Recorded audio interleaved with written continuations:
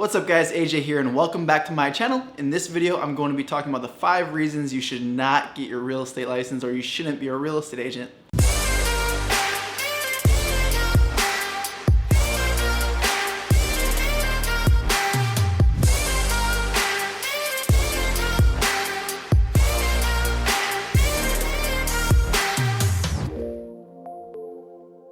Make sure you stick around to the very end of this video because I'll have some good news for you in case any one of these 5 things apply to you.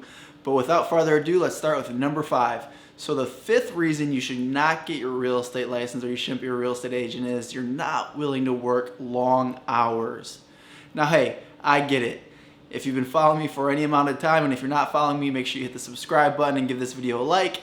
I'm all about freedom. I'm about financial freedom, time freedom, location freedom. I am not about the hustle. I'm not about working long hours and sacrificing all your free time that you'd rather be spending with your kids or your family, your wife, your husband, or just doing amazing things like snowboarding and mountain biking, which are things that I love to do. But it's just a necessity when starting any new business, especially as a real estate agent, that you're putting in the work, you're putting in the time, you're putting in the hours, and you're not worried about what the end result's going to be. You're not thinking, oh, if I put in all these hours, what if it doesn't pay off?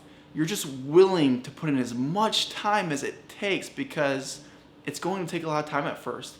But the good news is, for this point number 5, is eventually you can start to scale back the amount of time that you need to put in.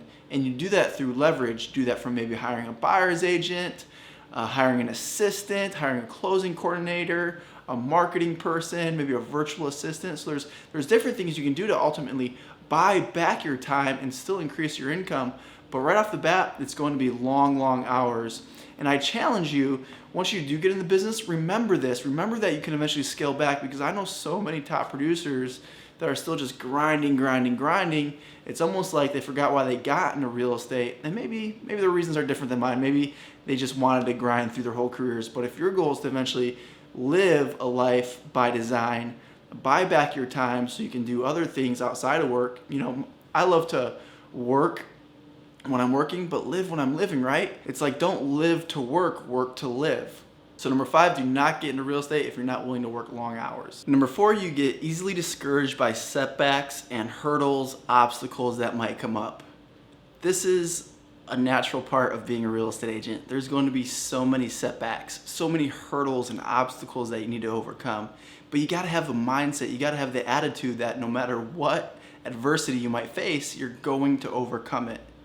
You know, so many times I hear newer agents or agents that don't sell a lot of homes, and hey, I totally get it. But I hear so often, it's like, you know, I had a pending deal and it completely fell apart and I don't know what to do. Well, the challenge is you're not doing the right things so that you have 5 pending deals, and if one falls apart, it's really not that big of a deal. But I totally get if you only have 1 pending deal, it falls apart, and that's what you're counting on to pay your mortgage, pay your rent, your car payments. That's really a big deal. So I feel for that person, but they're not doing the right things. So you can't even let that discourage you. You gotta know, like, hey, if you got 1 pending deal, it could fall apart. That's why you gotta work to have more than 1 pending deal. There's so many other setbacks that might come up. You know, an inspection fails, it comes in not at the appraised value, so you gotta try to work out maybe a new appraisal, or if the inspection's just horrible, you gotta work through that. And you know, you got a seller that doesn't wanna accommodate the buyer's requests, or you got a buyer that has too many requests for the seller. So like, there's so many hurdles and obstacles and adversity that comes with almost every transaction. And if you're constantly getting discouraged by that and really causing it to demotivate you and just, you know, put you out of the game for a few days, this isn't going to be the right career for you. But I can tell you, of course, everyone gets discouraged sometimes by setbacks. But it's those that easily and quickly bounce back from the setbacks that do really well as a real estate agent. Number 3 reason is you're not a problem solver. Don't get into real estate if you do not like solving problems. I honestly think that real estate agents are some of the best problem solvers because, like I just discussed, the adversity, those are all problems. Problems arise constantly as a real estate agent, and you got to be able to solve those problems. You can get paid as a real estate agent a lot of money, and you get paid a lot of money in any business as an entrepreneur. Regardless what you're doing, the more problems you solve, the more money you get paid. And what I want you to think about is, I heard this great term, I think Marie Forleo said it, and what she said is, everything's figure-outable. I think she actually wrote a book, possibly the title is Figure-Outable. I don't know, I listened to the podcast, but it was really cool. I just like that term, that concept is that everything is figure-outable. One of my friends and mentors, Brendan Burchard, I was in his mastermind for a few years. If you don't follow Brendan, he's amazing. And he says he has a high belief in himself to be able to figure it out. And I find that the best real estate agents have that same belief. They believe that they can figure it out. They believe that everything is figure-outable. And it's so true for myself. I've always just had that mindset that, you know what, I'm going to figure out, because I have a core belief that if somebody else can do it, if somebody else can figure it out, then I can figure it out. Number 2, you're not willing or not capable of manning your own schedule.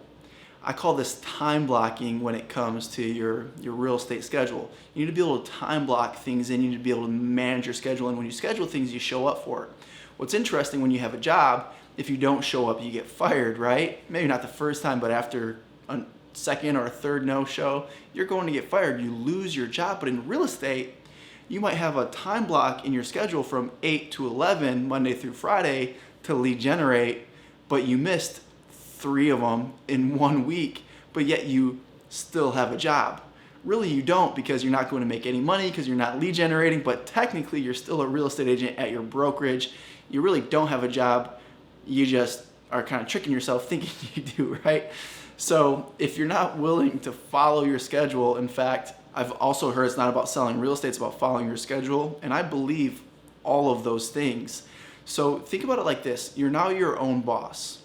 And if you're not showing up to what's time blocked in your calendar, to the schedule that you set, would you fire yourself? Like, think about it. If you missed 2 important things like showing up at 8 a.m. to lead generate either at your office or home office, and you missed 2 in 1 week, would a real boss fire you? Of course they would. I think a lot of real estate agents probably would get fired every single week if they truly had a boss and had a job. And that's the difficult part about real estate. I think a lot of people get into real estate because they have the freedom to make their own schedule, so they don't have a boss, so they don't have to ask somebody for time off. But the challenge is, once they get into the business, they don't know how to handle that. They're used to always having the accountability of having a job, having a boss, having a clock to actually punch into. I haven't had a job in a really long time. I'm not sure if that's still a real thing or not. It's been a very long time since I had a real job. I've only had like 1 real job ever, and it was a long time ago. So like, I just want you to start treating it like, this is my business, I'm the boss, and would I fire myself? So at the end of the day, ask yourself, like, if I was looking at what I did today from an outside perspective, would I fire myself? And if you're not willing to create a schedule, follow that schedule, you're not going to be a good real estate agent. Think about this. Discipline creates freedom. We get into real estate, we think freedom is just freedom, and now we have freedom of time, freedom of schedule, because we make our own schedule, but you get the freedom from the discipline that a schedule creates. And I've been on both sides of this before, and I can tell you that life is so much better when you are disciplined with your schedule and you stick to your time blocks. Here we are at number 1, and I think this is the absolute most important. You're not coachable.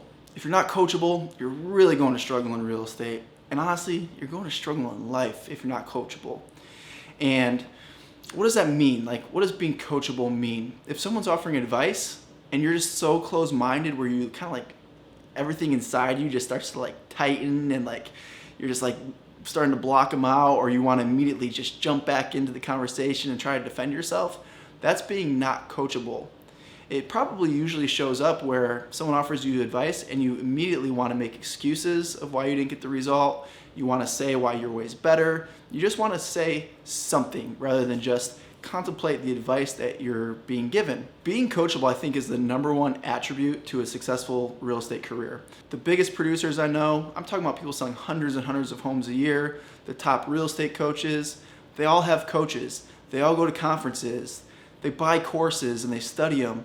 They're always looking to model after what somebody else did. They're modeling success. They're not trying to reinvent the wheel. So if every top person, essentially in every industry, I mean, think about even the top athletes, actresses, actors, they have coaches.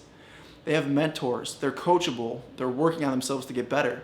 So why you as a real estate agent, when you have the opportunity to earn 7 figures a year, why are you going to think that you know the best way? Why are you going to shut down the advice of others? So being coachable is huge. And I got good news about all of these things.